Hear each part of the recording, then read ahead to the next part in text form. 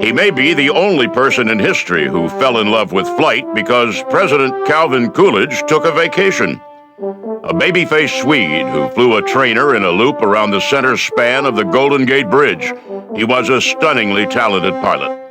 It was said of him that he thought more quickly in 3 dimensions than most people did in 2. His string of combat victories over New Guinea turned him into a national hero. He shot down an incredible 40 enemy aircraft before being removed from combat once and for all. A national treasure who could no longer be risked on the battlefield. When the endless cycle of parades and war bond rallies wore him down, he asked for and received assignment as a test pilot in the secret program that produced America's first combat jet. He is Richard Ira Bong, and he is a legend of air power. Richard Ira Bong was born September 24, 1920 in Superior, Wisconsin. Superior is a small town at the western tip of Lake Superior and about as far north as you can be in Wisconsin without being in Minnesota. His father, Carl, had come to the United States from Sweden at the age of 7. He worked his way halfway across the continent before settling as a farmer in Poplar, Wisconsin, 20 miles to the southeast of Superior. Carl Bong married Dora Bryce and settled in to start a family. Richard was the first of their 9 children, a quiet, thoughtful boy who grew up hunting and fishing in the dense forests around his family's farm. Known from an early age as Dick, he was first taken with aviation at the age of 8, when President Calvin Coolidge decided to spend a summer vacation in Superior. And every day the mail would be delivered by a courier, air courier, and Richard saw the plane going over it every day, and I think it just fascinated him, and I think that was the start of his love affair with aviation, and it just built from there. When the presidential party left town, so did the air couriers, but aviation had made its impression on young Dick. He contented himself with building model airplanes and dreaming of the day when he would learn how to fly. He played basketball, baseball, and hockey. He was a fisherman and hunter, played clarinet in the school band, and was active in the local 4-H club. He was, like almost everyone else in Poplar, a Lutheran, and he sang tenor in the choir every Sunday morning at Bethany Lutheran Church. Poplar was a town so small that its high school only lasted 3 years. To complete his senior year and make himself eligible for college and the civilian pilot training program, he commuted 44 miles round trip every day to Superior. In 1938, he graduated 18th in a class of more than 400. He attended Superior State Teachers College and enlisted in the civilian pilot training program. That government-sponsored flight training system was designed to boost the number of experienced pilots in the United States. The government justified the program based on the growing need for airmail and commercial pilots. In reality, the government's main concerns were the wars that were brewing in Europe and Asia. There was going to come a time, military planners believed, when the United States would need a lot of pilots quickly. Bong earned his pilot's license in a Piper J3, and almost from the first showed a gift for aviation. He had a knack for it, and he learned that through the pilot training programs he had been in college and afterwards, that he was just a natural pilot, and that was the word that everybody used to describe him in all of his pilot training programs. He was just a natural pilot. He loved it, and it became evident in the performance he turned in as a pilot. In 1941, Bong enlisted in the Army Air Aviation Cadet Program. In May, he shipped out to far-off and exotic California. He did his primary flight training in a Stearman biplane outside Tulare. He caught on quickly and moved on to flying Vultee BT-13s, the famous Vultee vibrator at Garner Field in Taft. He was, as I said, a natural pilot. He had natural skills, natural abilities, and in those days, you didn't get a whole lot of instructions. Most of the pilots at Gardner simply flew, running up their hours and getting a feel for maneuvering in 3 dimensions. Bong quickly distinguished himself and was ordered to report for gunnery training. At Luke Field near Phoenix, Arizona, he moved from the BT-13 to the AT-6, a single-engine fighter trainer that was smoother and more capable than the Vultees he'd been flying. but sluggish compared to real combat fighters. His gunnery trainer was Captain Barry Goldwater, the future senator and presidential candidate. Goldwater, a tough, precise teacher, said later that Bong was a talented pilot. In those years, hunting with his Winchester rifle in Wisconsin had honed his shooting skills. But Bong really proved himself one afternoon in an informal, impromptu hassle high over Luke Field. Bong, flying an AT-6, squared off against a Czech pilot in a P-38. The dogfight should have been a mismatch. The P-38, after all, was much faster and more agile than the AT-6, and the Czech pilot had hundreds of hours more flight time than Bong. But no matter how the P-38 pilot maneuvered, he couldn't keep Bong off his tail. The two would square off, and in a few seconds, Bong would be closing in on the P-38 from behind. The Czech pilot, upon landing, pronounced Bong the best natural pilot he had ever seen. Bong was at Luke when the Japanese bombed Pearl Harbor in December 1941. Like the other pilots, he wanted into the war as soon as he could get there. A month later, he received his wings and his officer's commission. But rather than sending him into combat, the Army kept him at Luke as a gunnery instructor. Dick Bong's war seemed to end before it had started. For almost 6 months after the American entry into World War II, Second Lieutenant Dick Bong was stuck stateside. As a gunnery instructor at Luke Field in Arizona, he trained other young fighter pilots and then watched as they departed for points unknown overseas. In May 1942, however, the Army Air Force assigned Bong to Hamilton Field in San Francisco. There, pilots were learning how to fly the new Lockheed P-38 Lightning fighter. The P-38s were big, fast, and had proven themselves unsuitable for combat in Europe. The cooling systems for the plane's twin engines froze up at low temperatures common at altitudes over Europe.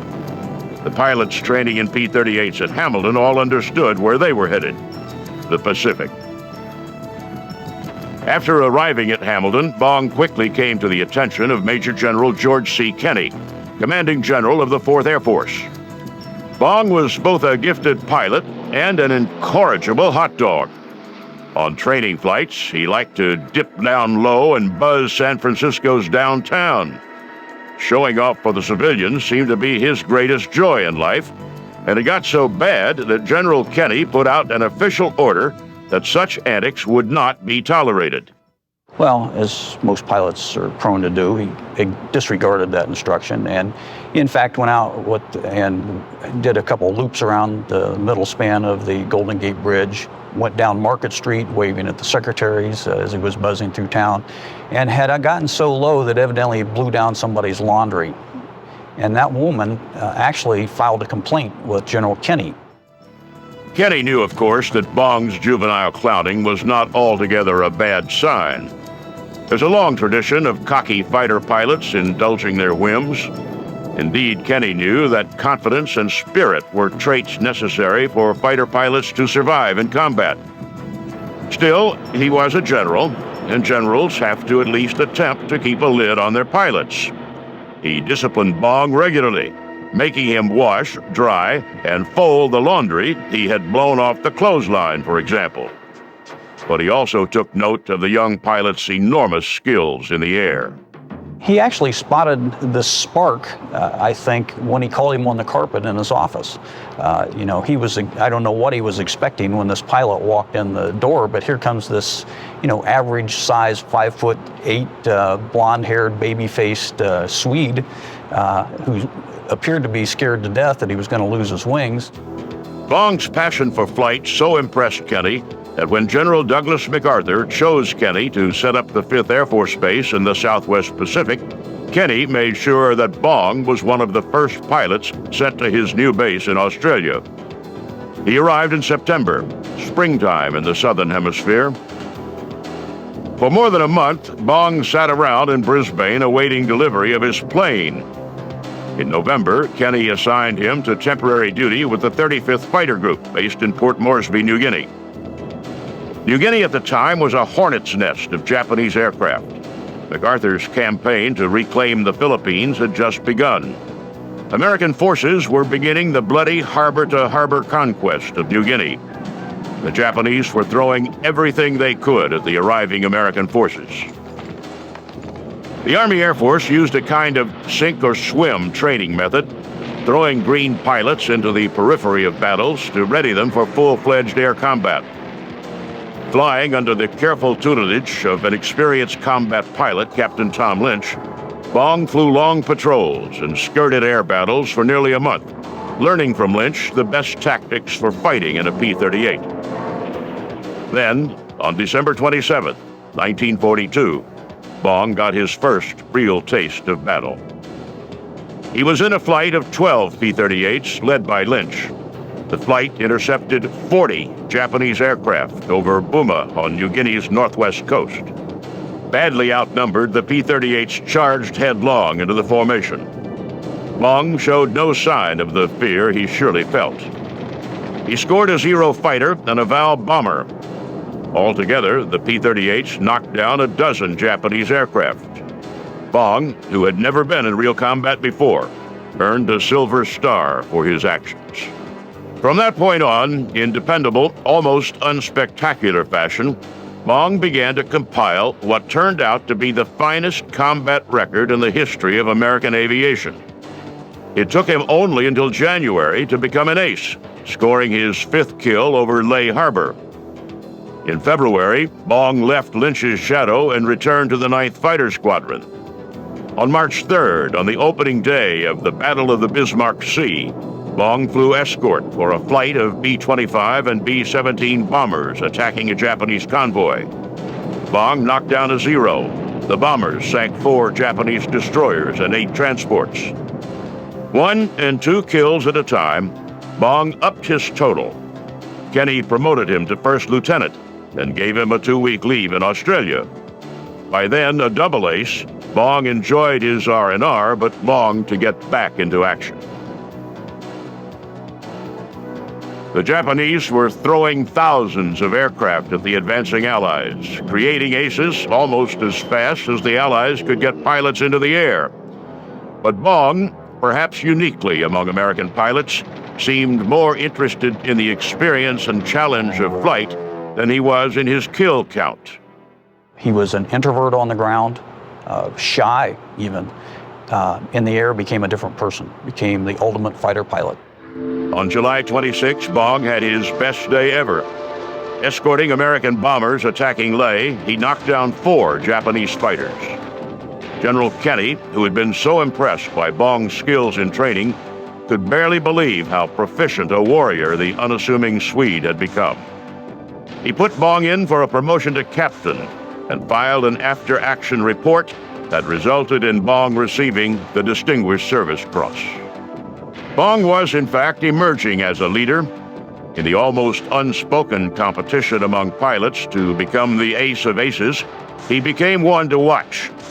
The press started wiring accounts of his combat accomplishments back stateside, and his name started to be mentioned in speculation about whether an American pilot would break Eddie Rickenbacker's seemingly unbreakable record from World War I, 26 combat victories. In November 1943, Bong shot down his 20th and 21st enemy aircraft, a pair of Zeros over the airfield at Rabaul. General Kenny, knowing that his ace pilot was as valuable as a morale-building hero as he was in the air, gave Bong a 60-day leave to return home for a visit.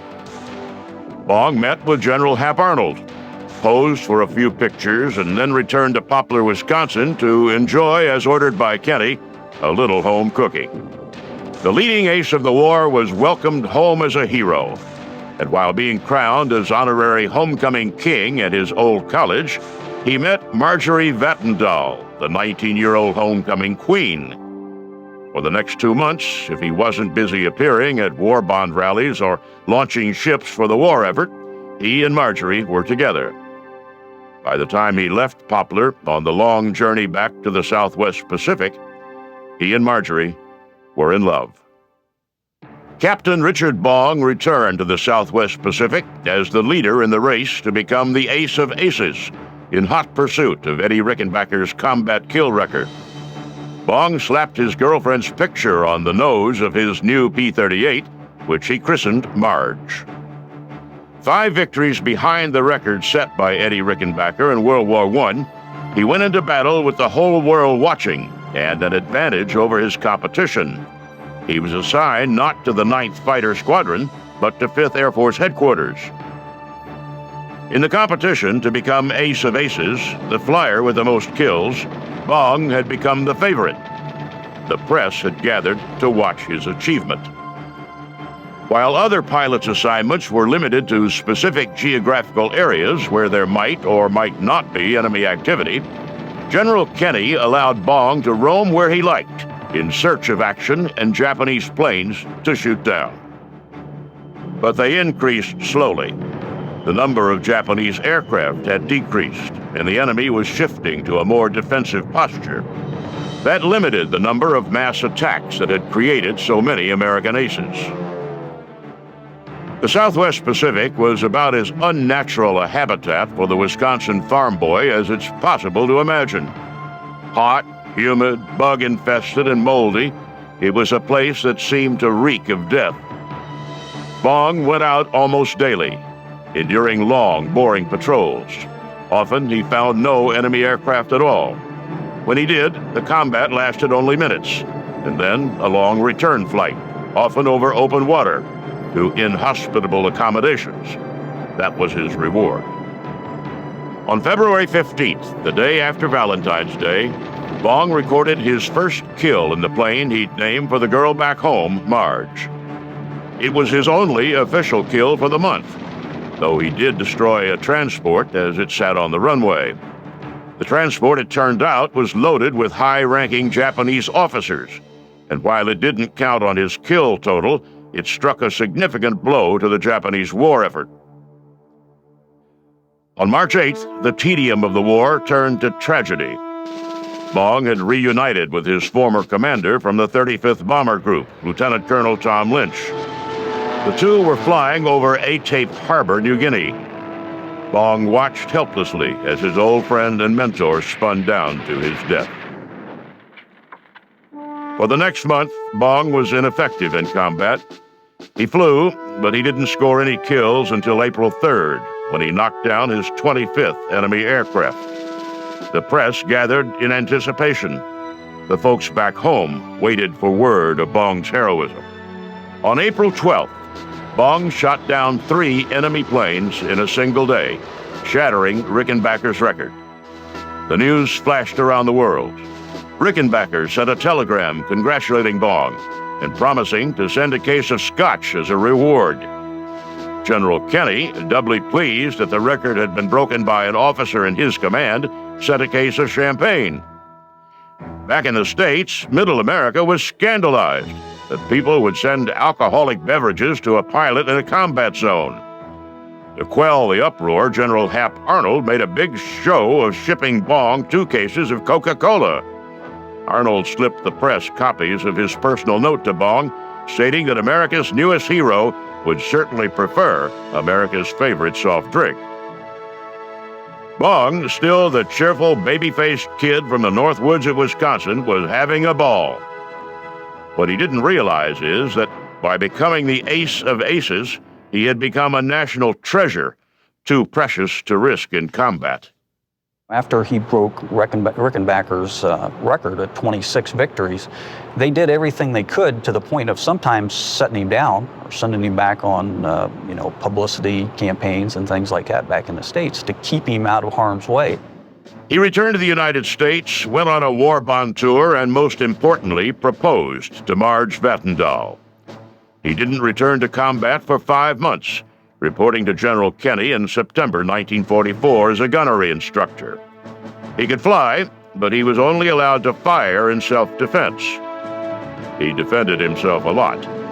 He shot down 5 enemy planes in October and 3 more in November. Kenny suggested to General Douglas MacArthur that Bong ought to get the Congressional Medal of Honor. MacArthur agreed and forwarded Kenny's request up the chain of command. In December, Bong went to Tacloban to receive the Congressional Medal from General MacArthur himself. In December, Bong shot down 4 more planes, bringing his total to 40. General Kenny, who had bent every rule to keep Bong flying, once and for all, pulled him out of combat. He shipped his favorite pilot back home, armed with a personal letter to General Hap Arnold and 6 bottles of Coca-Cola for the flight. Bong arrived back in the United States on New Year's Eve, 1944. He went to Washington, met with Hap Arnold, and participated in what seemed like an endless stream of public appearances, including a press conference with Eddie Rickenbacker. He broke away in February and returned to Wisconsin. There, in the Concordia Lutheran Church, he and Marge married. After his honeymoon, Bong received the plum assignment of flight testing the P-80 Shooting Star, the first American jet. He made 11 flights in the P-80, immersing himself in the theory and engineering of jet engines. On August 6th, he pointed the nose of his jet down the runway for his 12th flight. The plane rolled down the runway perfectly, but as it rose into the air, the engine flamed out. Here's a guy that had 200 missions, combat missions in the Pacific, shot down 40 enemy airplanes, was shot at on a daily basis, won the Congressional Medal of Honor, comes back to what's supposed to be a relatively safe stateside job, and dies in an accident on takeoff in an experimental airplane, the P-80, in California. Dick Bong, the ace of aces, died the day the Enola Gay dropped the atom bomb on Hiroshima. His death, which would have made headlines almost any other day of the war, made barely a ripple in the public consciousness on that particular day. The bomb had dropped. The war Bong had fought in so heroically was about to end. As the whole world prepared to celebrate the end of World War II, Poplar, Wisconsin mourned. In tiny Poplar Cemetery, Dick Bong came home for good.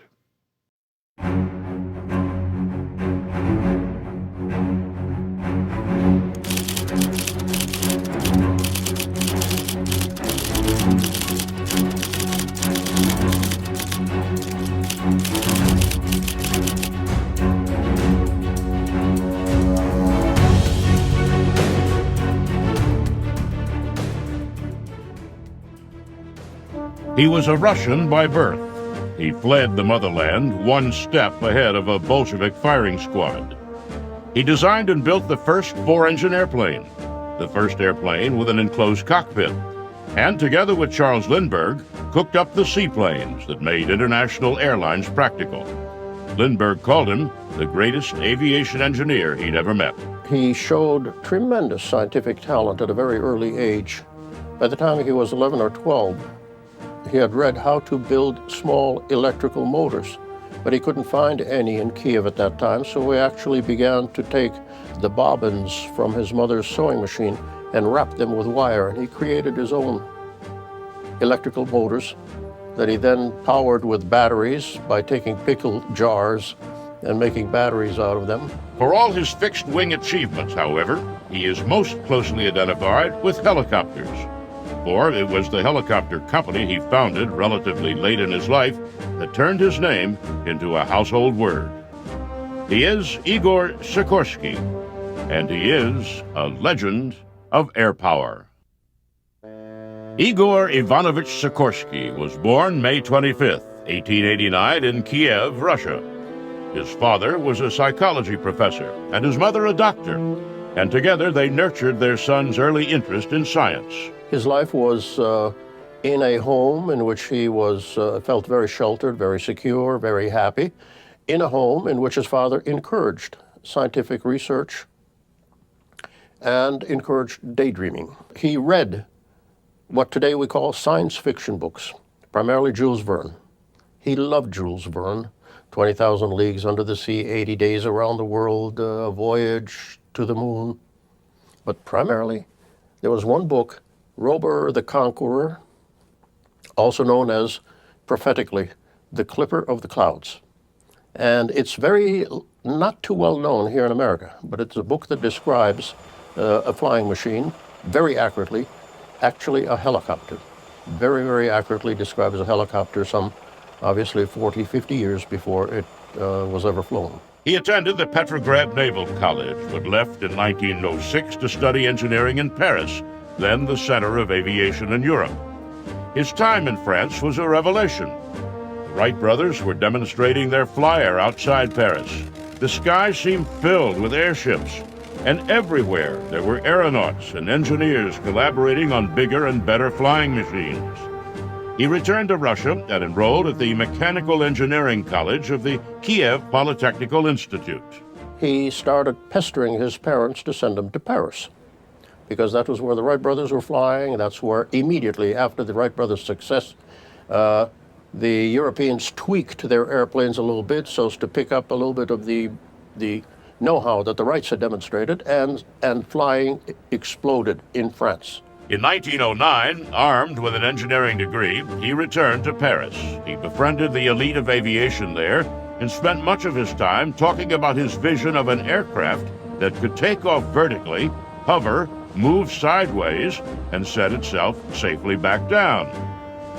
The experienced pilots around him laughed at his plans. It was hard enough then getting an airplane to simply fly. Getting it to stand still without falling out of the air seemed laughable. Sikorsky announced to his doubting friends that he would return to Kiev and build a rotary wing aircraft, a helicopter. He bought 2 engines, 15 and 25 horsepower, and boarded a train east. It's significant to me that his first aircraft and his second aircraft were both helicopters. They didn't fly. We know now that 15 and 25 horsepower is just too little to do it. But these were the first 2 aircraft he attempted. Very wisely, he then decided that he had to, in his words, temporarily postpone the helicopter. He built a succession of small planes that clearly owe much of their inspiration to the Wright brothers. In only a few years, Sikorsky was one of the leading engineers in Russia. He was put in charge of the aviation subsidiary of the Baltic Railroad Car Works and went to work designing and building aircraft for the Tsar. He was the first, actually, to come up with the idea of using multiple engines on an airplane. After he had one engine get caught with mosquitoes in the carburetor and the airplane went down, he realized that 2 engines are better than 1. A multi-engine airplane was a radical idea. Other engineers thought it impossible.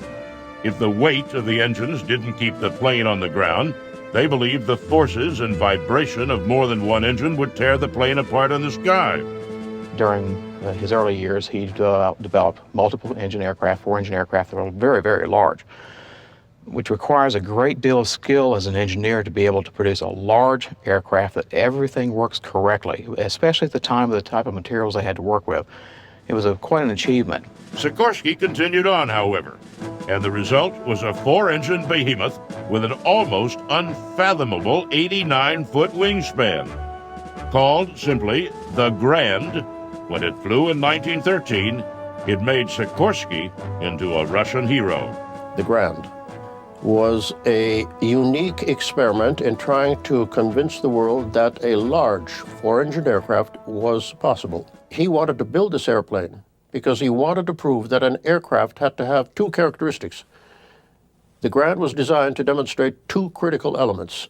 A, the element of being able to maintain altitude and continue flight if one engine failed on you.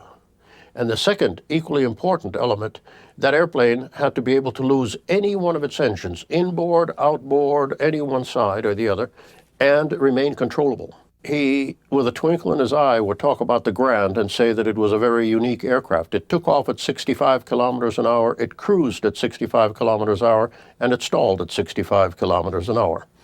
But other than that, it was a highly efficient airplane. His next plane, the Ilya Muromets, was even bigger and became the main bomber of the Russian Imperial Air Force in World War I. Designing aircraft had made Sikorsky wealthy. He was invited to meet several times with the Tsar, and there was talk that he might be knighted for his work. When the revolution started, that very fact that he had been recognized by the Tsar and had been rewarded by the Tsar made him an enemy of the working class and made him a target of the Soviet, or the Bolshevik at that time, hit squads. A committed individualist, Sikorsky could not live under communism and decided to leave. His wife chose to stay and refused to let their daughter travel with him. He left penniless and broken-hearted, a refugee bound for Paris, but destined for the United States. After fleeing the Russian Revolution, Igor Sikorsky tried to find work in Paris. The World War I was still on in 1917, and so he went to France, where the French aviation authorities knew him very well because that he had purchased during the war a large number of French as well as British engines for his four-engine bombers. They commissioned him to build a large bomber for them. But when World War I ended, so did the French commitment to aviation. And with no other option, he sailed for the United States. My father then spent some weeks studying the situation and then decided that he would go to the United States because he felt that this very, in his words, this very great and wonderful country was probably the only nation which would accept a penniless immigrant with the dream to start building airplanes again. Though famous in his own country, he was unknown in the United States. He arrived in an unwelcome wave of refugees. There were no opportunities for him in aviation. With World War I ended, no one was building new aircraft. The glut of military surplus biplanes supplied the embryonic commercial aviation business with all the planes it could handle. With nothing else to do, Sikorsky tutored Russian immigrants on New York's Lower East Side. He lectured on math and astronomy and aviation. He lived in poverty, but never let it break his spirit. And as time passed, he built up a following in the large community of Russian refugees. His optimism seemed boundless, and his vision of the amazing future of flight made what were really little more than daydreams seem real. For a lot of the Russian immigrants, he was something of a hero, something to aspire to, having come here as an immigrant and having all these dreams that he was so anxious to fulfill. In the early 1920s, Sikorsky resigned himself to the fact that he would never again get to design and build aircraft. Then, in 1923, a group of Russian émigrés approached Sikorsky.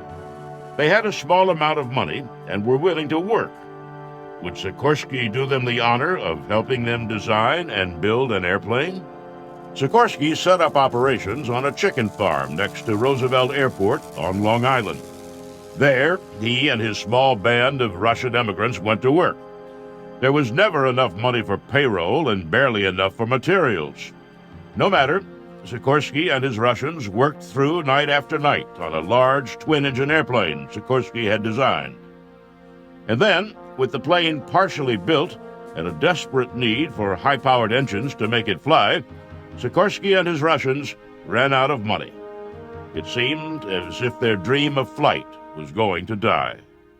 A gentleman drove up, stepped out of his chauffeur-driven limousine, walked around inspecting the airplane, which was being built in the open. The gentleman stopped, started a conversation with Igor Sikorsky, and Igor Sikorsky eventually tells the story that this gentleman sat down and wrote out a check for $5,000, handed it to my father and said, "I believe in you, I trust you, pay me back when you can, go, start building your airplanes."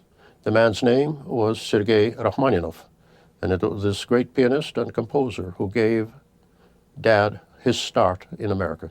The plane Rachmaninoff's contribution made possible was the S-29A, a twin-engine, all-metal transport that was the forerunner of the modern airliner.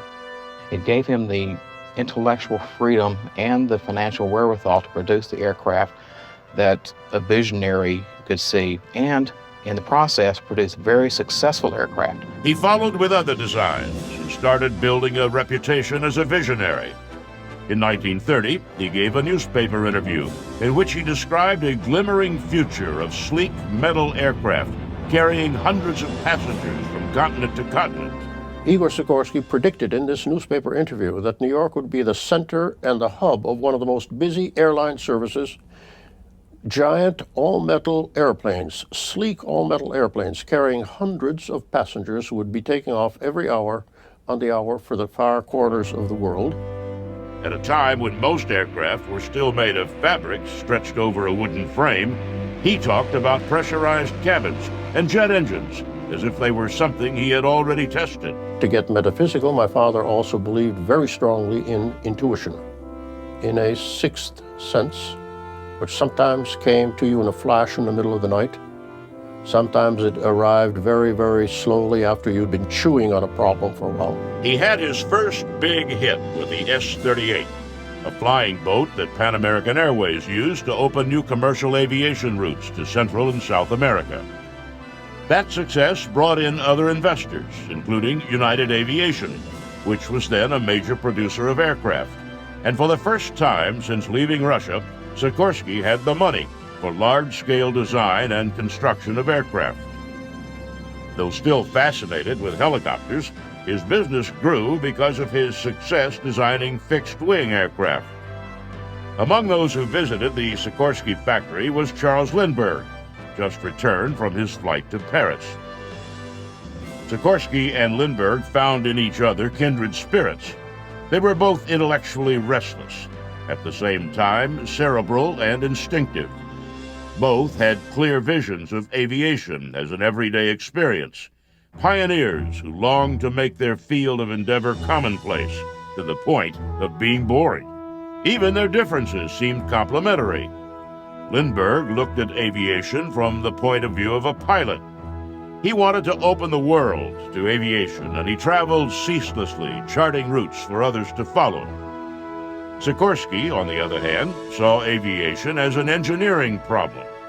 To follow the routes Lindbergh was plotting, a passenger plane would have to have a certain range, be able to reach a certain altitude, and carry a certain amount of fuel. He'd spent a lot of time in the dark listening to music, thinking, and he felt that he could almost see into the future, so to speak. Again, he was a very mystical, very spiritual man, to see what the needs would be, where his ideas could be applied to the betterment of mankind.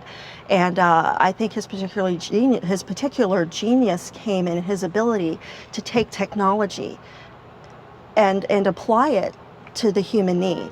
Lindbergh, Sikorsky believed, was the greatest pilot in the world. Sikorsky, Lindbergh said, was the most gifted aircraft designer he had ever met.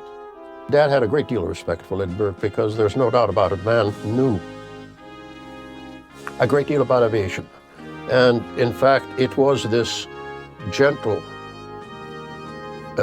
teamwork between Lindbergh and Sikorsky, the mutual respect that they had for each other, that was absolutely wonderful to see in action. The first plane they collaborated on was the S-40, a flying boat larger and more dependable than any other. Lindbergh was working for Pan American Airways, setting up airmail service to the Caribbean, which was then a sea of islands without landing strips. Tying them together with aircraft posed problems that seemed even to Lindbergh nearly insoluble. I was growing up at that time. I was a small kid, but I was privileged once in a while to sit in a corner of the dining room when these two giants would discuss the growth of aviation, the need for higher speeds, the inevitability of higher wing loadings, and yet the improvement of our knowledge of aerodynamics, which would still keep landing speeds down while the cruising speeds would go up.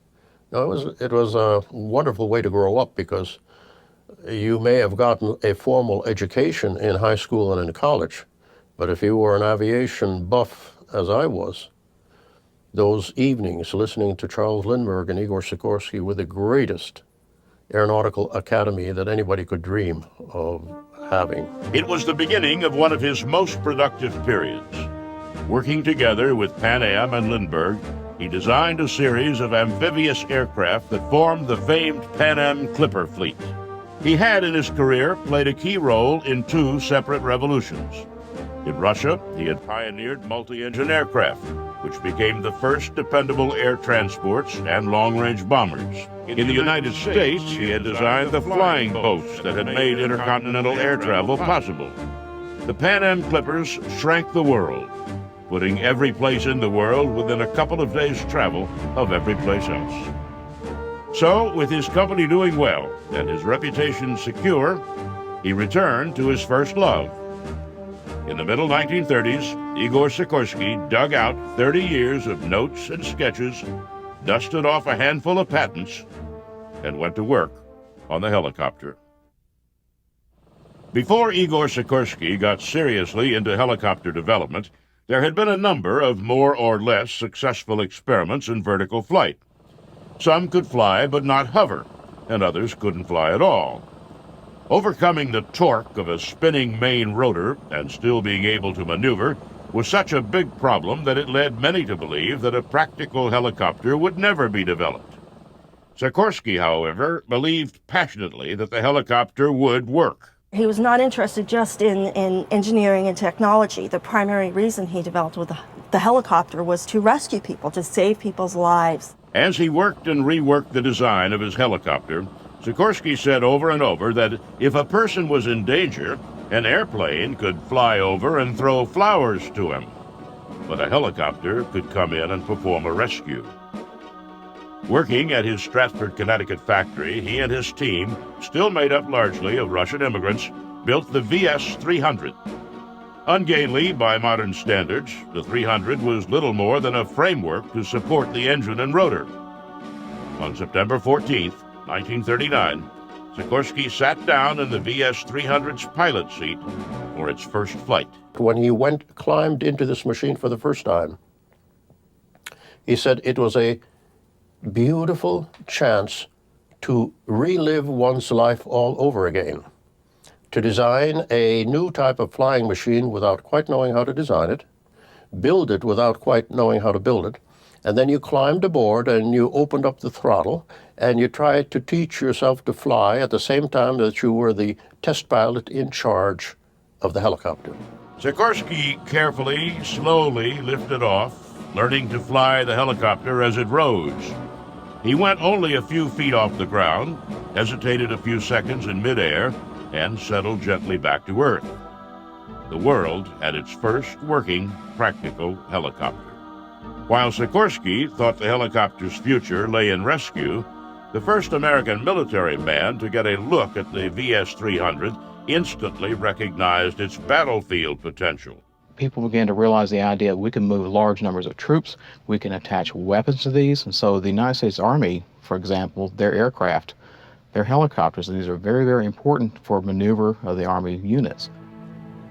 In 1942, while looking for aircraft that could be developed to fight German U-boats in the North Atlantic, two Coast Guard officers paid Sikorsky a visit. They watched in awe as Sikorsky lifted 25 feet off the ground, lifting a second man below on a suspended rope ladder. In their report on the test, they said Sikorsky's machine had many advantages over the blimps the Navy had developed for anti-submarine warfare. They recommended the Coast Guard buy 3 or 4 for testing, but the Navy balked at the $250,000 price tag.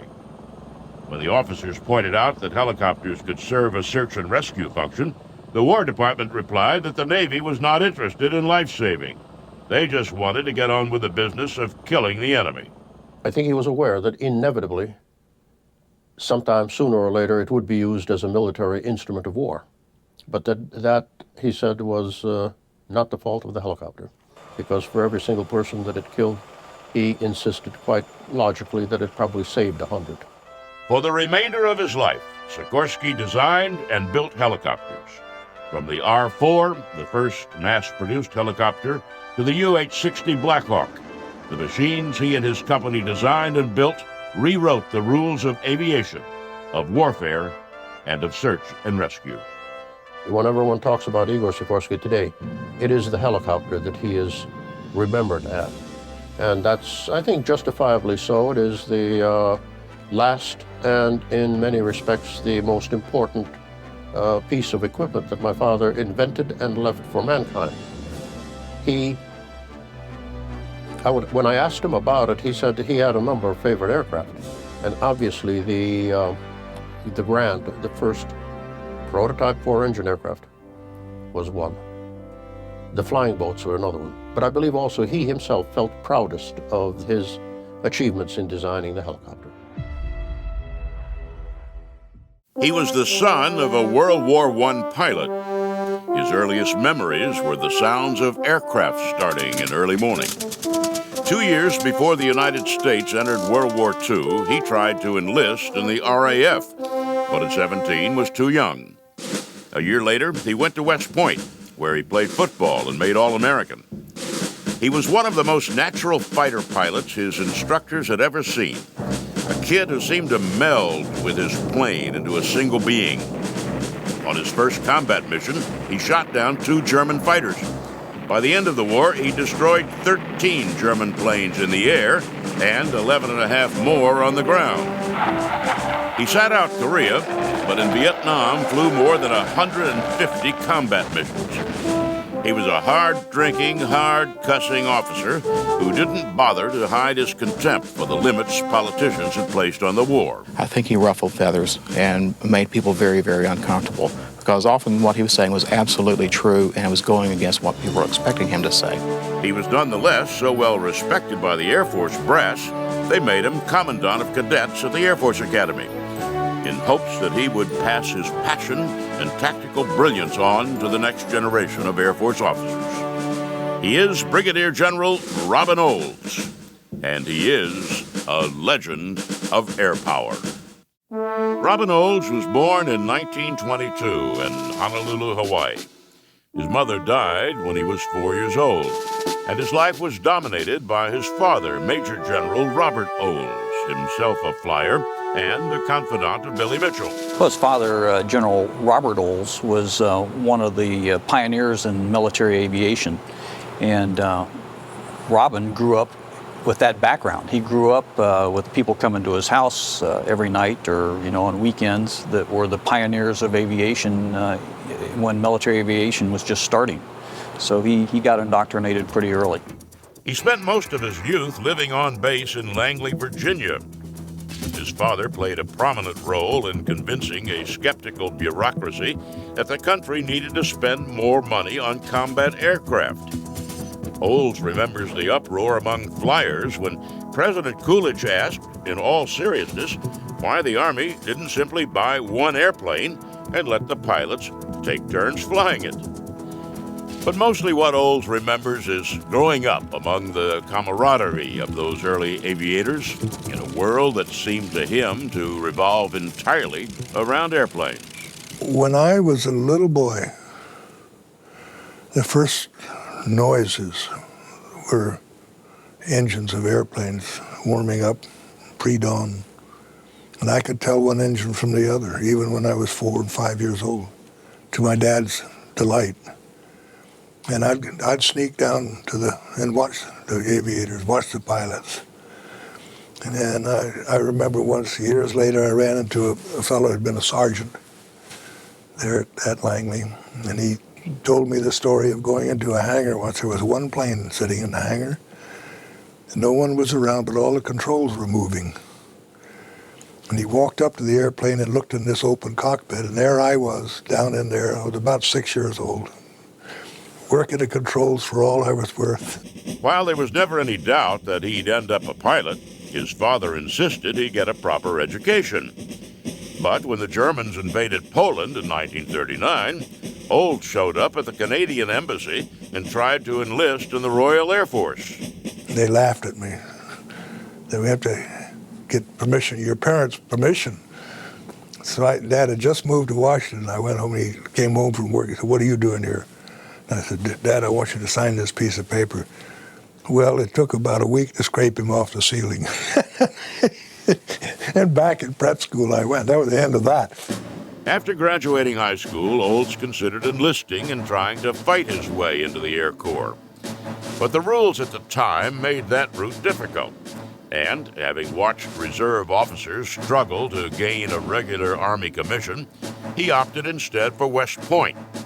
He had, he admits, a romanticized view of what his career would be like. I'm going to go to West Point, and I'll have a regular commission, and I'll fly airplanes, and I won't have to work for a living. And so I went to West Point. There, he says, he learned the most valuable lessons an officer can learn: to associate and trust the people around you, to take orders, and to ignore fun and games. He impressed his teachers with his drive and focus, which was also evident on the football field. He played tackle and in 1942 made the All-American team. By then, of course, football seemed an almost irrelevant diversion. The Japanese had bombed Pearl Harbor, and the United States was no longer dominated by pacifists who believed we could stay out of the war. Olds took his basic and advanced flight training at tiny Stewart Field just north of West Point. From the first time he put his hands on the stick, he knew flying was exactly what he was meant to do. You're the brains, you're the blood. The aircraft are the muscles. And each explosion of a cylinder, each whirl of the prop, every movement of the aircraft translates itself into you through your body, and you react, or it reacts to you. You don't think, now I'm going to do this and pull back and go up there. You're there. You don't think about it. It's instinctive. 2 months before Olds graduated, his father died. Robert Olds was only 47 years old. The flyers he had grown up with were scattered around the world and could not attend the funeral. So Olds graduated from West Point an orphan. His family was the Air Corps his father had helped make, a force that had fought for its very existence while young Olds was growing up. It had flowered into a full-fledged strategic force, the only force in the early months of the war capable of striking significantly at the enemy. Olds learned to fly P-38s in Arizona and California.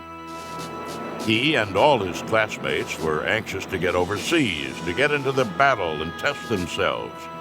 But they were caught in what Olds refers to as a catch-22.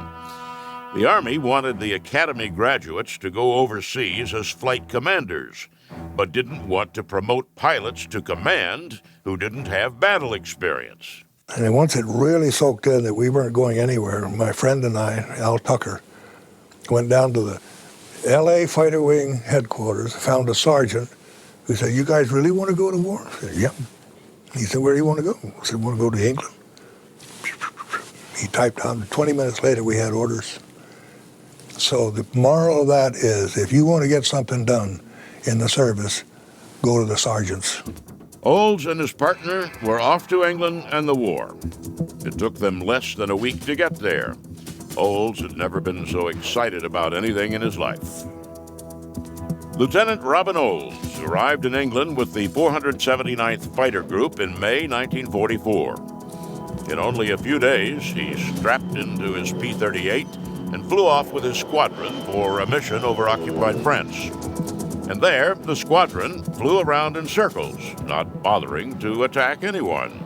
And I'm sitting up there getting more angry and more angry, cussing in my oxygen mask, looking down, there's trains and trucks over here, airfield there. And all enemy targets. This is prior to D-Day.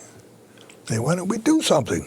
After a few up-and-down missions, Olds and his wingman cooked up a scheme to get themselves into combat. While flying over the French countryside, Olds radioed his commander that he saw a moving train and was going down after it. "Roger," came the reply over the radio, and down Olds went. He made 2 passes at the train before his squadron arrived to back him up. And as he was swinging around for a 3rd pass, when an angry voice on the radio ordered everyone back into position at a safe altitude. Back at the base, the major in command of the mission confronted Olds, wanting to know why he had disobeyed orders by attacking the train. "Sir, I called you. I said, this is New Cross lead. This is Blue 3. I got a train at 7 o'clock. I'm going down. Will you cover me?" And you said, "Roger." He said, "I didn't say Roger." You know what that's called? Gotcha. Gotcha. It was my wingman, and we had set it up. While the strafing run on the train might technically have counted as Olds' first combat, his first air-to-air engagement occurred a few days later. Assigned a night mission, though they were not equipped with night fighters, Olds ended up separated from his squadron. Rather than returning to base, he continued on with the mission, flying alone toward a bridge in eastern France. He found the bridge just as dawn broke over the continent and was on his way back to base when he spotted a couple of planes on the far horizon. And don't ask me to explain, but you know immediately, enemy. Yeah, something tells you, enemy. 99.9% enemy. But that 1/10 of 1%, I cut them off through the field, came up underneath and behind, and there were 190s, two of them. So we went roundy round, and I shot them both down. Because of a design flaw in the P-38 gun camera, Olds expected there wouldn't be definitive records that the dogfight had even taken place. He returned to base sure he was going to be in trouble for going on the mission alone, and decided not to even bring up the kills for fear that no one would believe him. Sure enough, as he climbed out of his plane, his commander was waiting for him on the ground. The commander was mad, but not very. A bomber flying high over the battle had reported the kills. On his next mission, his flight came upon a large group of German fighters bearing down on a group of American bombers. So we pulled up behind them, and just as I was about to fire, both engines quit. Because in my excitement, I'd forgot to switch tanks. I said, what the hell, I fired anyway. So I've always, all these years since then, laid claim to the fact that I'm the only fighter pilot in the history of aerial warfare that shot down an enemy aircraft while in the glide mode. He got his engine started again and returned to battle. He got 2 more kills that day. In only 2 air-to-air engagements, Robin Olds had shot down 5 enemy aircraft. He was officially a fighter ace. He was quickly promoted, first to captain and then to major. By the end of the war, he was one of the most famous pilots in the world. The dashing hero with an outsized personality and a total of 24.5 kills, 13 in the air, the remainder German aircraft on the ground. Not long after the war ended, Olds was summoned to Supreme Air Force headquarters in France. When he got there, he was shown into a room that was filling with what Olds refers to as a book of heroes of the war. Generals, Medal of Honor recipients, half the staff of the Supreme Allied Command. All were awaiting the arrival of their host, General Karl Tui Spatz. Spatz had been an old friend of Olds' father, a pioneer military aviator who had been in charge of American air operations in the European theater. When he walked into the room full of heroes, Spatz greeted Olds first. Before he spoke with anyone else, he ushered the 22-year-old major into a side room for a private chat about Olds' father and the young officer's career. Gave me some advice for the future about me firsters, me tours, deadwood, dedicated people, you know. Then he said, look, here's, and he pulled out a wad of francs. He said, here's about $500 I won off poker from those fellows out there at the other. He said, my car is waiting for you out front. Go into Paris and get lost, which I did. After the end of World War II, the Army Air Force took its rakish, heroic fighter ace and assigned him to coach football at West Point. Robin Olds reported as ordered, but wasn't happy with the assignment. Thankfully, it lasted only a few months, and then he was transferred to California to fly the Air Force's first combat jet, the P-80 Shooting Star. It was like flying a jet-powered glider. Wonderfully acrobatic and agile, you know. No nav equipment. I mean, everything was still dead reckoning, but fun. Olds helped form the Air Force's first jet acrobatic team, a precursor of the Thunderbirds that toured around the country, building the profile of the Army Air Force in support of making it into a separate branch of the military. He was flying a performance in California when his wingman, Pappy Hearst, failed to pull out of a dive and crashed. And I wanted to land way down at the end of the field, but they made me taxi right in. There was a little lump of people. They didn't know which one of us. They just knew one had crashed. And I had my visor down, my oxygen mask on. I didn't want to get out of that airplane because his wife was standing in that little crowd. But finally I put my head down, took my helmet off, and stood up and backed out. And I glanced over my shoulder. She was dead gone. Olds reformed the group as a team of 4 and went on flying shows for the remainder of the air show season. He also planned a flight from California to Washington, D.C. for lunch and back in a single day. He and his wingman got lost in clouds over West Virginia. When it seemed like enough time had elapsed, they dipped out of the clouds to see where they were.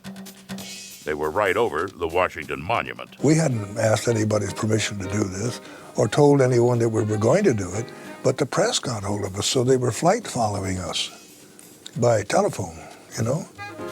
And the Pentagon heard about it, and they were furious, but, you know, especially the information people, because they hadn't been cut in on it. The publicity stunt worked.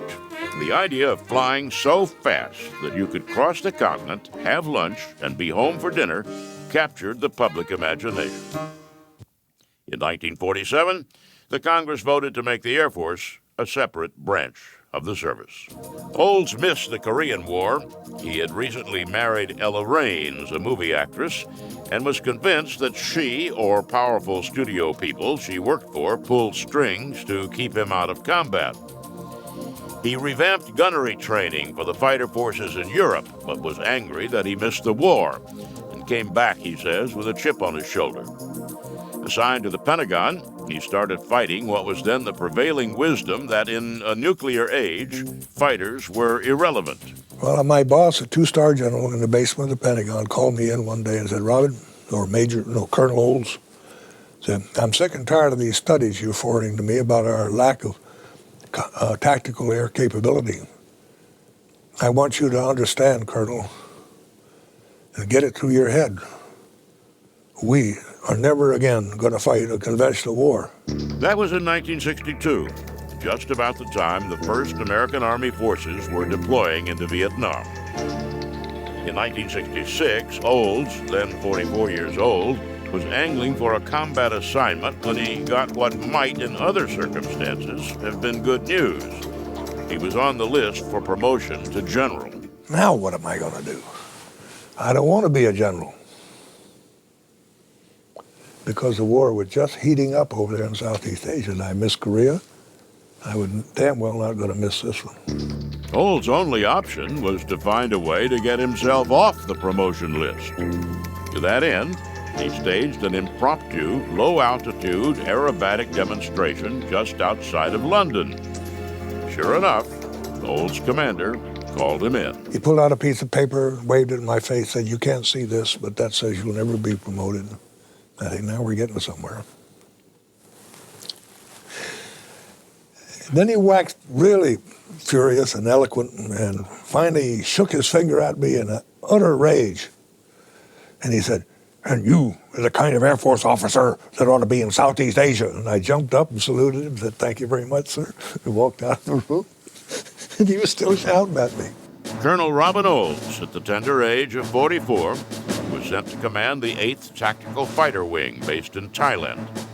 On the way over, he stopped off to see his old friend, fighter pilot Chappie James. I overheard them talking, and he was offering my father a position in his wing in Thailand. He said, oh, really? You're going to Thailand? He says, yes, if you come over, you can be my operations guy. You can be the deputy commander for operations.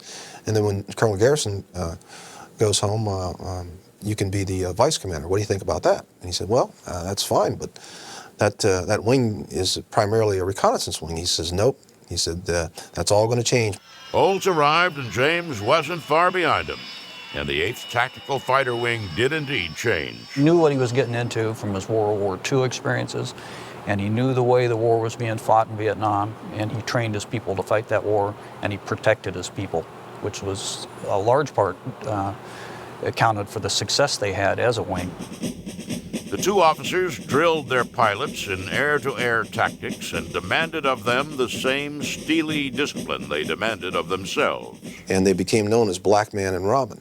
And they shot down more MiGs in one day, more enemy aircraft in one day in the famous Operation Bolo MiG sweep, as they call it, than any other organization did. Olds flew an incredible 152 combat missions in Vietnam. He shot down 4 North Vietnamese planes, bringing his lifetime total to 17. I asked him once whether he really had the rumored 5th MiG. And his quote was, and this is a quote, "I choose not to answer that question." And the reason for that is that he had been told that when he got the 5th MiG, and it looked like he was going to, that when he got the 5th MiG, they were going to bring him home. And Robin Olds is a fighter pilot, and he wanted to stay with his wing. He wanted to stay in the war, in the fight. And there has always been a suspicion he may have gotten the 5th plane. Nobody really knows but him, I guess. He came home disgusted with the failure of his government, but inspired by the accomplishments of his men. They were proud of themselves. They had every right to be. We were doing what we were told, and we were doing it well. And we admired, respected, loved one another. It was a very tight, wonderful unit. Still is to this day. No, nobody felt sorry for himself. Olds returned to the United States in 1967 and took over as Commandant of Cadets at the Air Force Academy. There he became a living symbol of the Air Force, a direct tie between its origins in World War I, where his father served, and the era of missiles and laser-guided munitions. He did have a major impact on a whole generation of fighter pilots who met him at the academy. He inspired a lot of people who would later go on and fight in the Vietnam War. I loved being in the Air Force. I loved the responsibilities that came my way. I met them head on with everything I possessed given to the jobs that I had. I wouldn't change that for anything.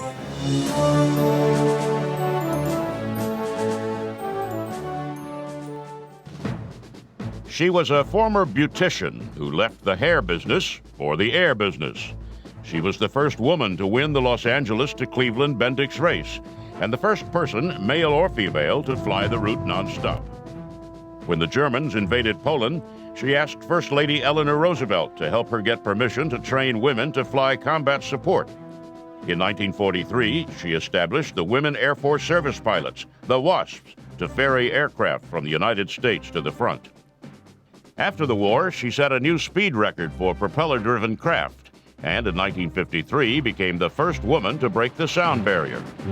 In 1964, she capped her career by setting one last record, taking the F-104 Starfighter to 1,429 miles an hour. She was Jackie Cochran, and she is a legend of air power. No one knows exactly when Jackie Cochran was born or even where. But in 1906, give or take a year, the woman who would become one of the greatest female aviators of the 20th century was born Bessie Mae Pittman somewhere in Florida. She was raised by foster parents, and though she didn't have shoes until she was 8 years old, she seemed instilled with a belief in her own destiny. She, in many ways during that time, invented a life for herself. She would spend a lot of time alone. She would spend a lot of time dreaming about what she was going to do. She learned how to style hair, and by the time she was 16, was something of an expert at the emerging technology of the permanent wave. She moved around a lot, and when time and space didn't put enough distance between her and her upbringing, she picked a new name out of the phone book, Cochran. When she felt like she had exhausted her potential in Florida, she packed up her bags and went to New York City, where she got a job at a very high-end salon called Antoine's. And it was there that she really began to expand her horizons by meeting a variety of wealthy people, people whose lives were dramatically different than anything she had known before.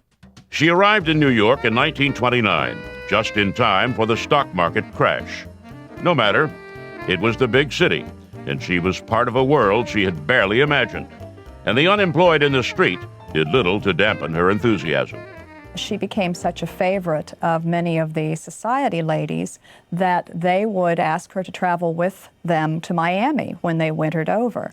And so she would travel to Miami with them and do their hair down there, and frequently she was invited to dinners and parties. A real-life Cinderella, Cochran met her prince at one of those parties, Floyd Odlum. A self-made millionaire, Odlum was bored with society chit-chat, and when seated next to Cochran was instantly impressed that her conversation surged past the normal gossip and on to bigger things. She opened up and told him all her hopes and dreams and ambitions and bubbled over with enthusiasm. Well, this caught Floyd's attention, and he was mesmerized by her. And it wasn't a case where this was an older man looking at a younger woman saying, "Oh, I'm going to make something of you." This was a fellow who said, "Wow, this is a gal that's going somewhere," and decided that he wanted to be a part of that and play a role in it. He was impressed with her. And what he did when they got married, he helped her out in every endeavor that she wanted to attend, whether it's flying or business or anything like that. And he sort of used Jackie as a hobby. Unaware of his wealth, she explained her plans of starting a cosmetics company. Odlum listened and suggested that the only way to oversee such a broad enterprise would be to get a pilot's license and fly from place to place. Within a few hours of meeting Jackie Cochran, Floyd Odlum had given her an idea that would change her life and the history of aviation. She learned to fly in 1932 in New York and then went west to learn more.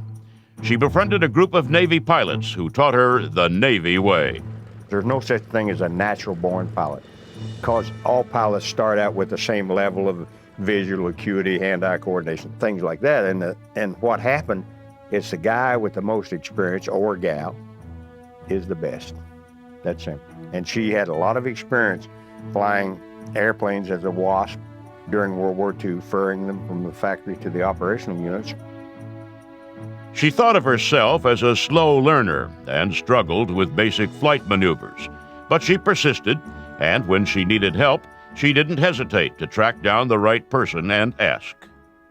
I think Jackie had that undefinable something that so many pilots seem to have.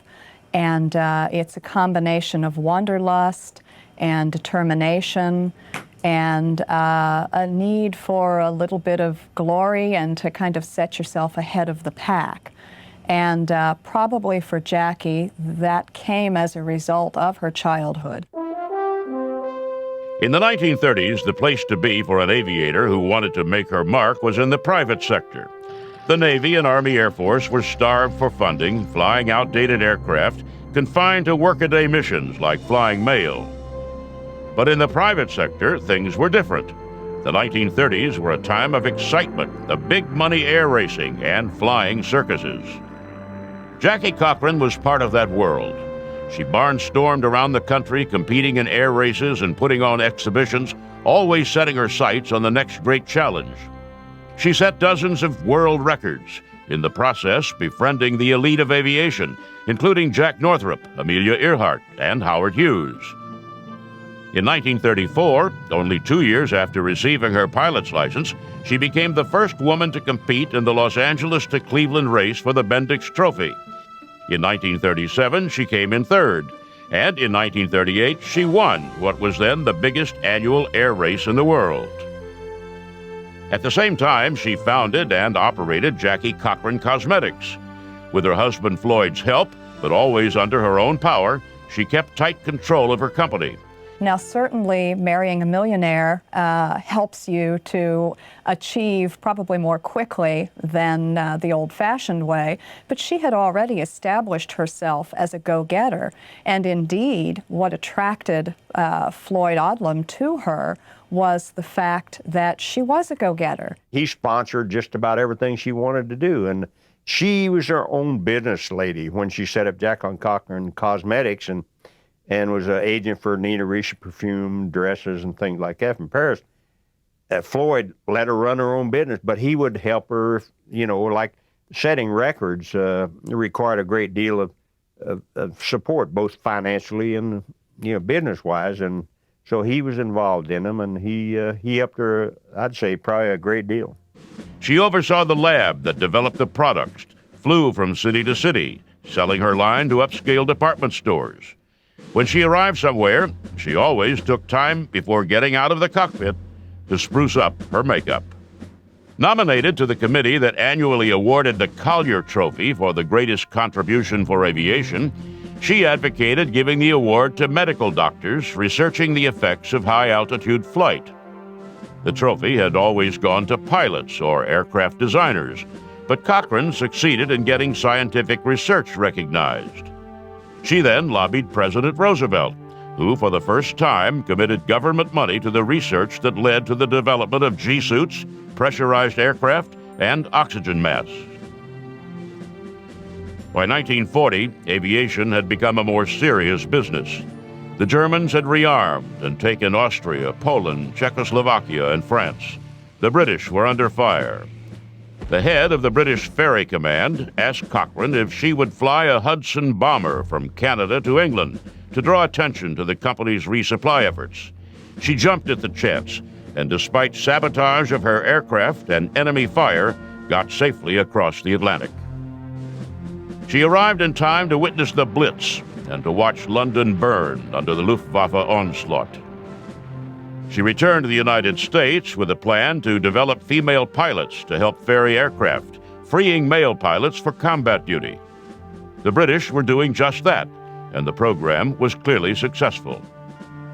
She met with President Roosevelt, who seemed interested, and appealed to his wife Eleanor for help. She worked her way down the chain of command, always with lukewarm endorsements that gave her hope, if not confidence, that the plan would be adopted. She met with Hap Arnold, who said he'd get back to her, and with General Robert Olds, commander of the American Ferry Command. Olds was himself considering hiring women pilots on a contract basis, but Cochran wanted the pilots to be full members of the military, not just hired civilians. When she pressed her point, Arnold said no, the time for that had not come, but suggested she return to England and study the British experiment in female aviation. A month before Pearl Harbor, Cochran left the United States. She and 25 other American women set out to prove they could do what was, in the United States, a man's job. She was commissioned a flight captain in the British Air Transport Auxiliary and went to work setting up her American Volunteer Corps as the Germans bombed London. They ferried Spitfires and Hurricanes from factory to field, and during their 18 months of flying up to 5 flights a day, only one pilot died. In 1942, Arnold came to London and asked Cochran to return to the United States. Desperate for pilots, he asked her to set up the women's command she had advocated. It took her a month to put her British affairs in order and return home. She returned to find that Olds had been doing what she had not been allowed to do. Well, she hit the roof when she got back and discovered that something had been done in her absence that was not based on her blueprint. So she went to every office in Washington that would open its door and let them know what she thought of it. She was a very aggressive gal, and basically when she wanted to do something, she did it. You didn't want to get between her and it. Arnold offered to shut the women's air ferrying service down, but Cochran convinced him to wait. She needed time, she said, to study the situation and figure out the best course of action. In September, she went to work in Arnold's office. Her job was to train as many female pilots as she could, so that those pilots could take over non-combat roles, freeing experienced male pilots for combat duty. Word leaked to the media that the famous Jackie Cochran was setting up a flight school for women. In a matter of weeks, before she had a field, planes, quarters, or trainers, she had 25,000 applicants. In August 1943, she was named director of the Women's Air Force Service Pilots, the WASPs. Her embryonic training program merged with the existing Women's Ferry Pilots program, and while not technically a part of the military, It seemed as though Cochran was well on the way to getting women into the Army Air Force. She set up operations in Texas, eventually moving to an abandoned facility near Sweetwater. Before she left, Arnold called General Barton Yount, the commander of the Fort Worth Training Command. "Barton," Arnold shouted into the phone, "Jackie Cochran will be down there in a few days, and I want her to have everything she wants." Jackie Cochran arrived in Texas in late 1943 to start training her female pilots. Almost as soon as word of her program got out, she found herself in a fight for her political life. Several powerful members of Congress didn't think it right that women were training to fly military aircraft. They argued that Cochran's WASPs were taking jobs from men with families to feed. It was an absurd claim in the middle of war-caused labor shortage, but it was a claim that resonated. In a nation still scarred by the Great Depression, members of Congress quickly lined up against Cochran. She also had another, perhaps more surprising adversary, Colonel Ovida Culp Hobby. The commander of the Women's Army Corps, Hobby assumed that if the WASP became part of the military rather than a women's auxiliary, they would come under her command. While Cochran wanted the WASP to be part of the Army Air Force, she would have none of Ovida Culp Hobby as her commander. Part of that was personal animosity. She referred to Hobby as the woman I love to hate. But among flyers at the time was also a general belief that aviation was not well understood by the Army as a whole. It was a given that the Army Air Force would, after the war, spin off into its own service. Why, Cochran reasoned, allow the WASP to be absorbed into the regular Army when they would just be made independent after the war? The result was an uncomfortable compromise. Cochran retained control, but the WASP stayed civilian. Hobby made sure that the WASP remained obviously non-military. They weren't issued uniforms, for example, and when Cochran complained, Hobby saw to it that they got only Women's Army Corps coveralls.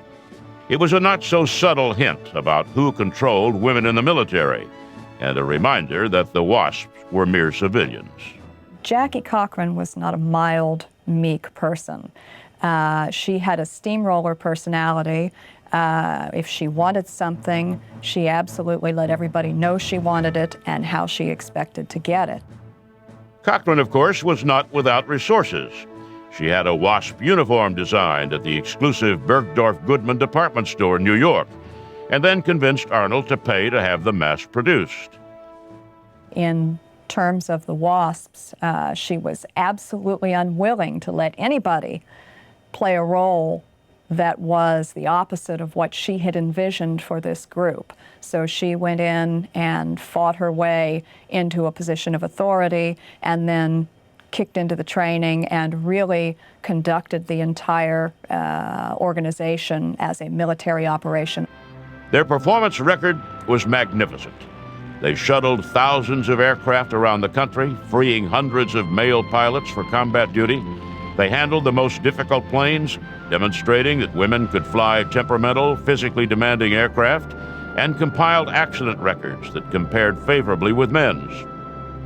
She believed wholeheartedly that she was making progress, and in December 1944, Congress gave her her reward. They ordered the WASP disbanded.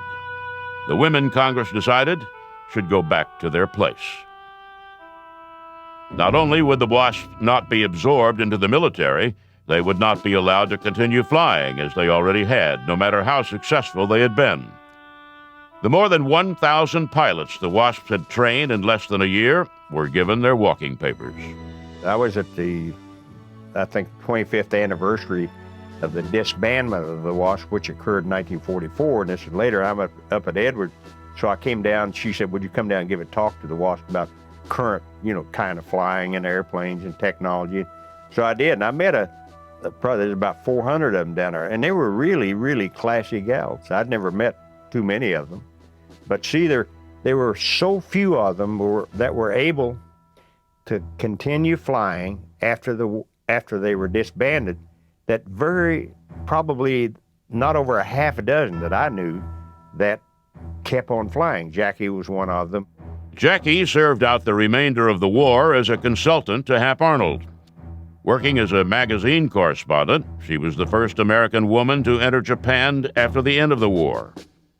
At the end of 1945, the president signed an order awarding her the Distinguished Service Cross, the nation's second highest honor. The president, she was told, was looking forward to pinning the award on her. She said in response that the only person she'd accept it from would be Hap Arnold. If he couldn't do it, they could mail it to her. "You don't refuse the president," Arnold told her aghast. "Well, I did," Cochran answered. And in a Pentagon conference room, Arnold gave her the medal. Cochran went back to racing. She bought a surplus P-51 and entered the 1946 Bendix, and came in second after a harrowing cross-country run that left her bruised and bloody. She ran the cosmetics business she had started in the 1930s between races and became a leading agitator for a separate Air Force. She spent thousands of her own dollars on advertisements pushing for an independent Air Force and raised more than $100,000 more to lobby and campaign.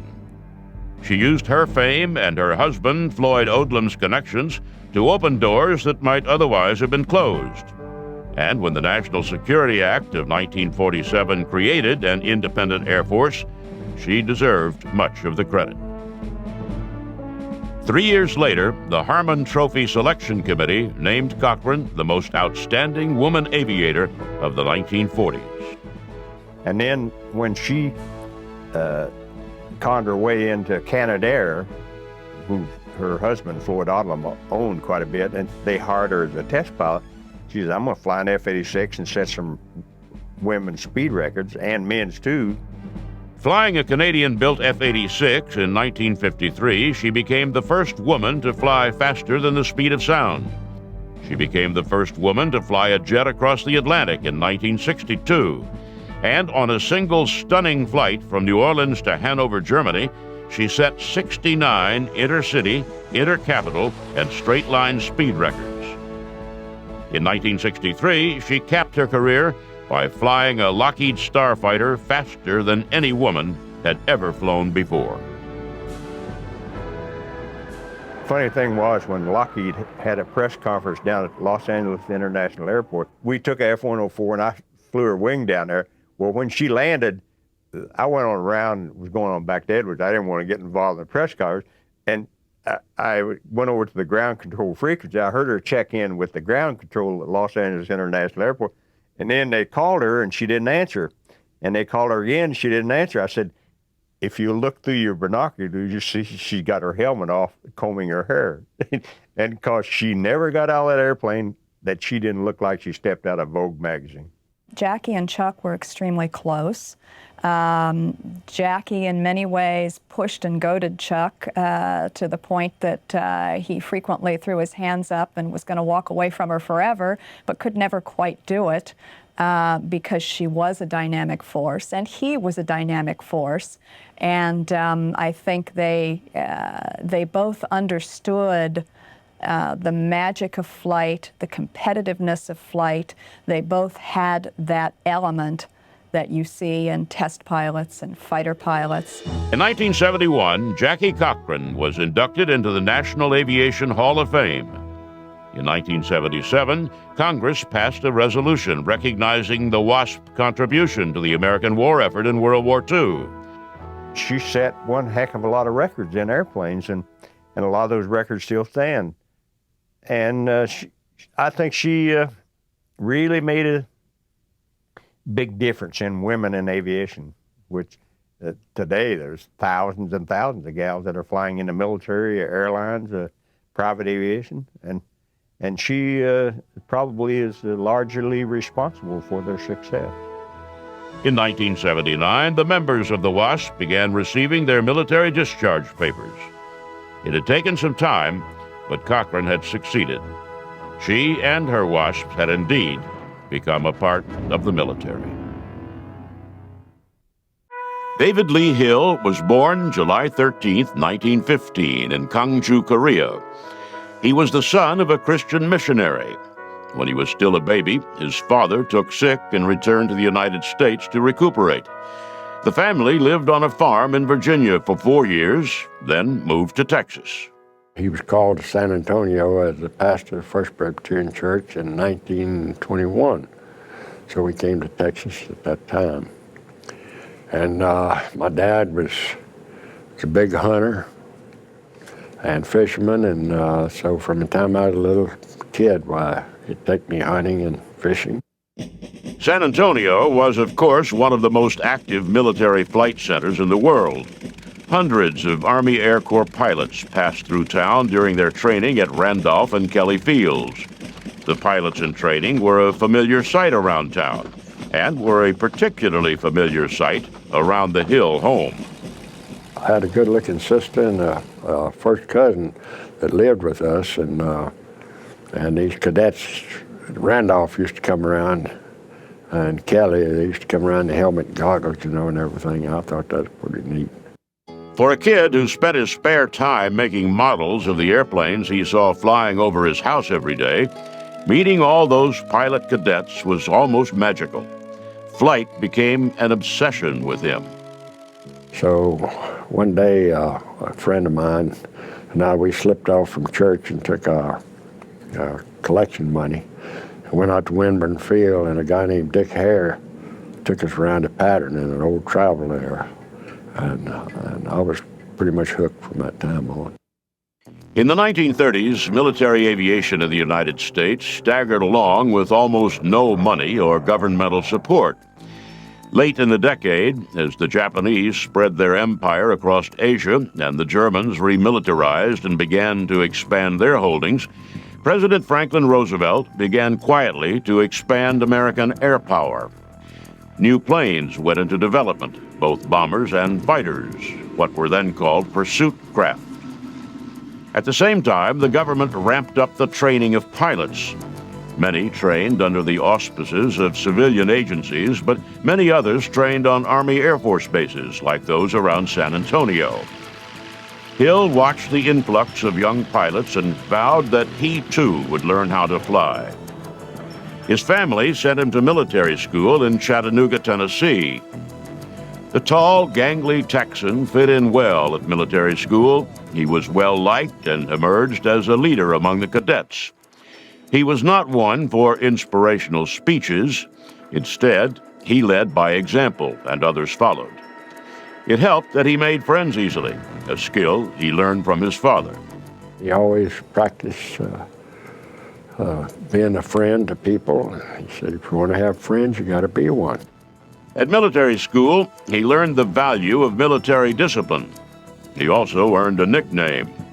Soon after he arrived in Chattanooga, people stopped calling him David and started calling him Tex. The name followed him for the rest of his life. He went to college at Texas A&M and then finished up at Austin. And upon graduation, he basically handed his diploma to his mom and went to enlist in the Army Air Corps. As it turns out, he was too tall. They wouldn't accept him. So he went across the street to the Navy and scrunched down, and by golly, they accepted him, and he became a naval aviator. He moved through naval aviation training easily, a natural pilot who mastered not only aviation, but the tactics of aerial combat. He graduated from NAS Pensacola in 1939. He was assigned to a torpedo squadron aboard the USS Saratoga, and after that to a dive bomber squadron aboard the USS Ranger. He went to the Caribbean, where the Ranger sailed slowly in great sweeping circles while its pilots took off in support of mock amphibious landings on the beaches far below. Hill was flying, which was good, but even to a kid who'd grown up wanting only to be an aviator, the takeoff circle-land cycle grew boring. All over the world, great things were happening. The Japanese were advancing in Asia. The Germans and Italians were on the move in Europe and North Africa. The Ranger returned to Norfolk, and Hill and the other pilots reported to the operations officer ashore. And then he introduced us to this Commander Irvine, and he was a recruiter for CAMCO, Central Aircraft Manufacturing Company. And so he said, pulled down this map, said this is Burma, and we didn't even know where Burma was, you know. Commander Irvine explained that the Japanese had occupied Manchuria in 1931 and invaded China proper in 1937. The Imperial Army had backed the ragtag Chinese army into a corner. Their only resupply routes were overland from India through Burma. The Japanese had started harassing traffic along the Burma Road from the air, and the Chinese Air Force was hiring, paying 3 times as much as the Navy paid, plus a bounty on every Japanese plane shot down. The program, Irvine said, was not recognized by the United States government. It would require participants to resign their commissions in the Navy or Army and follow a circuitous route to their assigned bases. When they got there, they would fly P-40 Warhawks, an aircraft with which Hill was not familiar. Still, he decided to sign up. Commander Irvine shook his hand and disappeared, saying he'd be back in the future with a contract. Until then, he would stay in the Navy and do his duty. Soon after meeting with Commander Irvine, Hill and the Rangers shipped out to patrol the shipping lanes between North America and Great Britain. The Battle of the Atlantic had begun, and while the United States remained officially neutral, President Roosevelt had agreed to patrol the sea lanes southwest of Iceland and to report any U-boat activity to the British.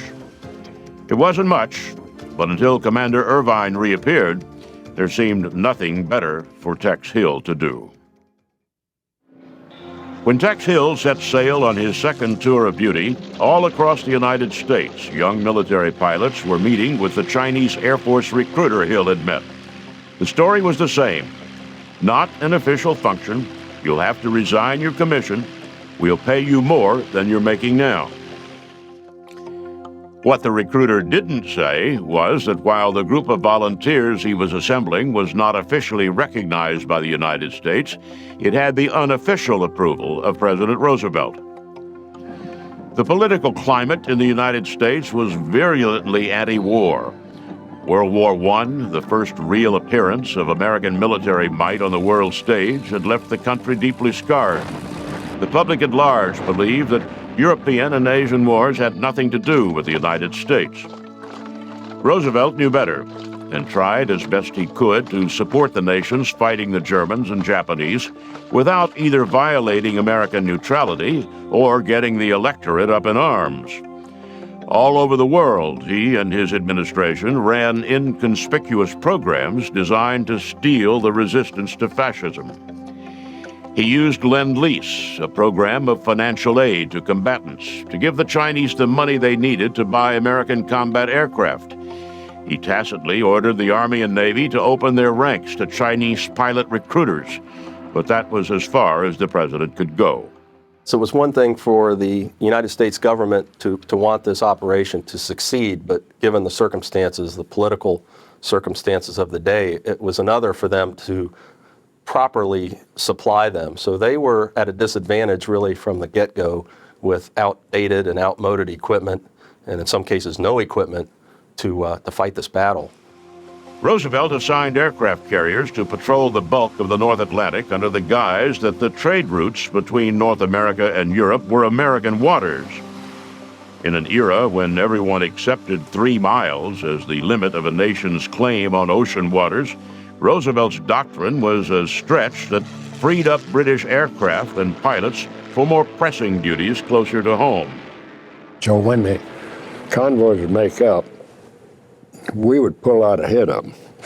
We didn't know anything, you know. All we were was just another set of eyeballs. And so anything we saw, we'd call it out in the clear. And then the British would pick that up. Hill and the other pilots stared down at 1 million square miles of open ocean in search of patrolling U-boats.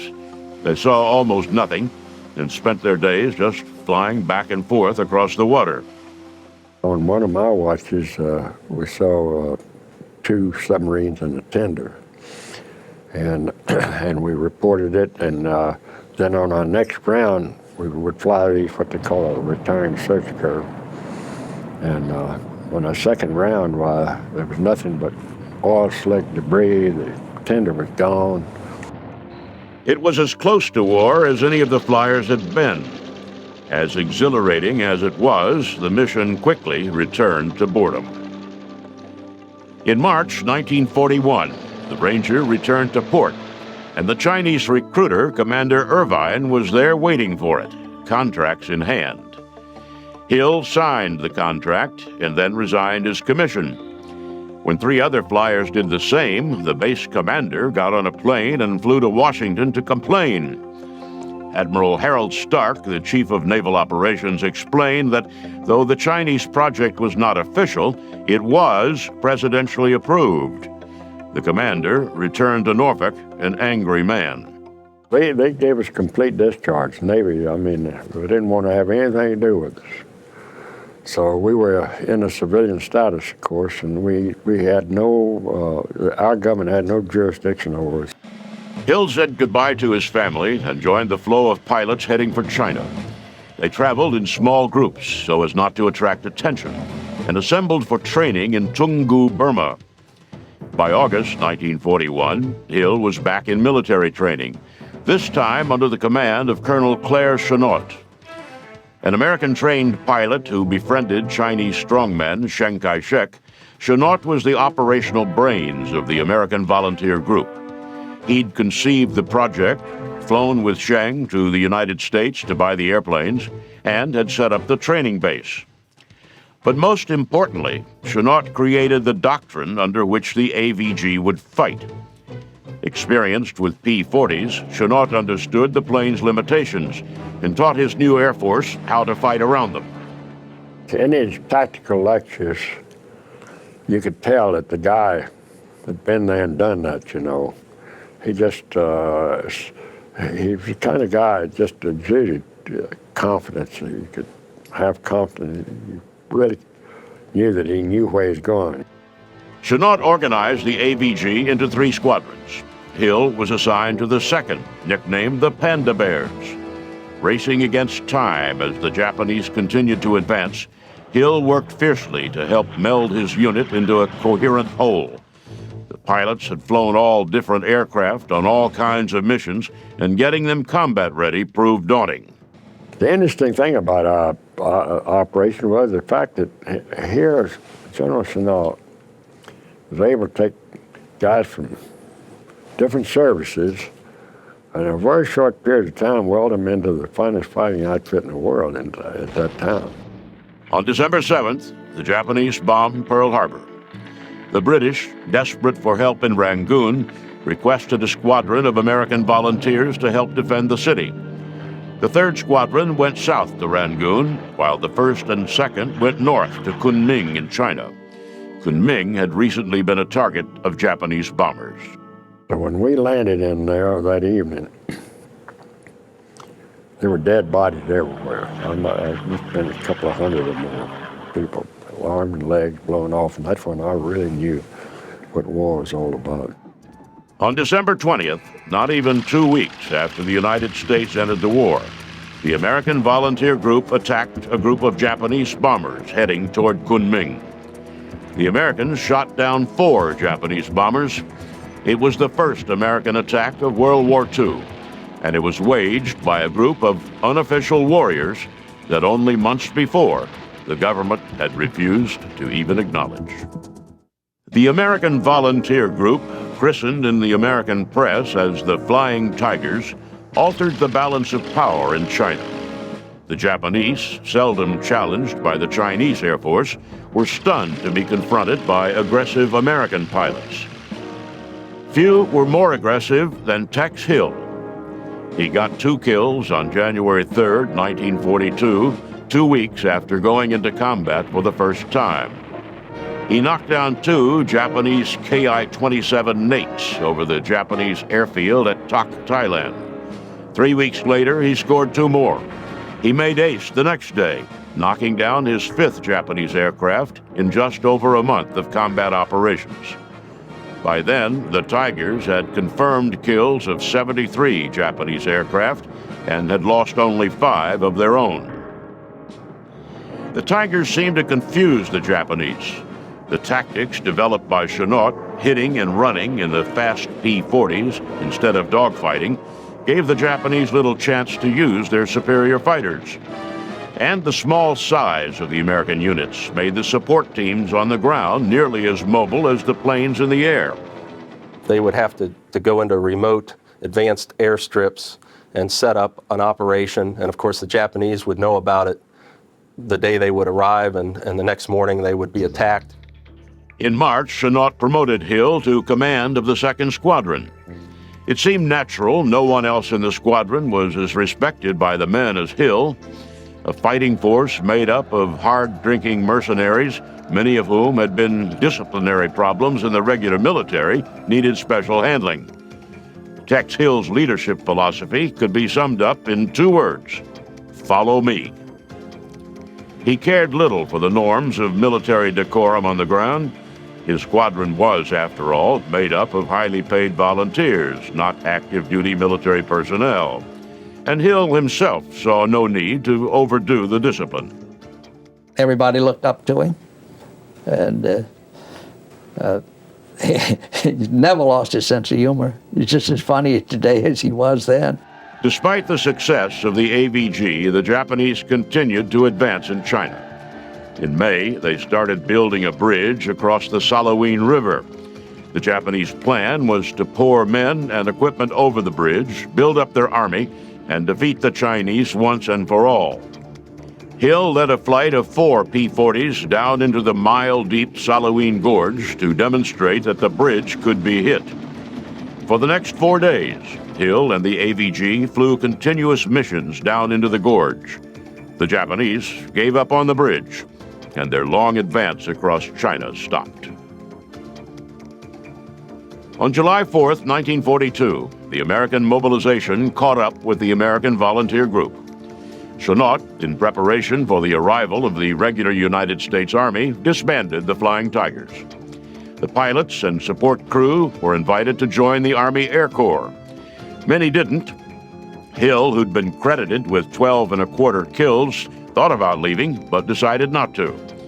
He'd developed a real affinity for the Chinese people and wanted to stay until the war had been won. Those people was our friends, traditionally our friends, and they just couldn't do enough for us. They were so grateful. After these battles, the whole village would come down, and the whole town would come down to give us all these presents and everything. The Army Air Force promoted Tex to major and made him a part of the 23rd Fighter Group and installed him as commander of the newly formed 75th Fighter Squadron.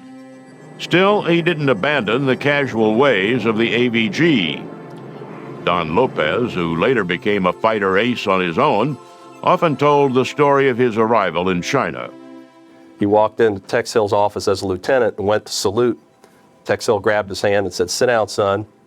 And he noticed on his desk there was no papers. There was an inbox and an outbox. There was peanuts in the inbox and peanut shells in the outbox. In December 1942, the Army ordered Hill back to the United States. For the next few months, he commanded the Proving Ground Group at Eglin Field in Florida and found himself missing the war. I'm not a great pilot. I just run of the mill. A lot of guys fly circle around me, but I was dedicated. I was well trained.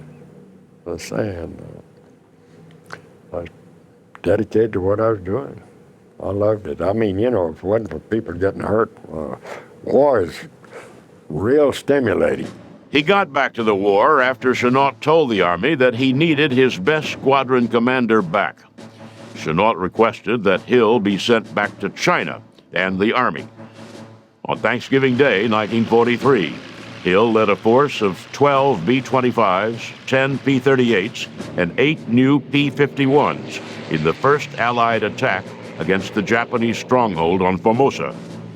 Hill's attackers crossed the Straits of Formosa only 100 feet above the tops of the waves. There were more than 100 bombers and 100 fighters parked on the airfield when the Americans arrived. The attack was devastating.